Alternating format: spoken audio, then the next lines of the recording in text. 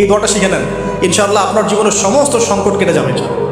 আমি নিজেও এই দোয়াটা বেশি বেশি করার চেষ্টা করি। দোয়াটা হচ্ছে, মুসা আলাইহিস সালাম একটা গাছের নিচে হেলান দিয়ে বসলেন, বসে দেখলেন দুজন মেয়ে দাঁড়িয়ে আছে দূরে, পানি নিতে পারছে না।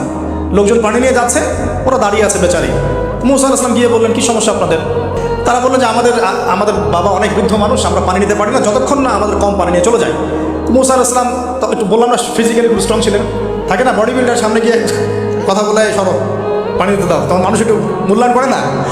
তো মুসা আলাইহিস সালাম এভাবে পানি নিয়ে দিলেন এবং বাছুরদেরকে পানি পান করালেন, করিয়ে গাছের নিচে এসে বসে আছেন। বসে বসে তিনি দোয়া করছেন, এই যে দোয়াটা তিনি দোয়া করছেন, রব্বি, একটা নেক কাজ করলেন, নেক কাজ করলেন না, মানুষের উপকার করলেন, নেক কাজ করে এসে গাছের নিচে বসে দোয়া করছেন, আল্লাহ এখানে তো আমার খাবার পানি বাসস্থান কিছুই নাই, আমি কি করব? রব্বি ইন্নি লিমা আনজালতা ইলাইয়া মিন খায়রিন ফাকির, রব্বি ইন্নি লিমা আনজালতা ইলাইয়া মিন খায়রিন ফাকির।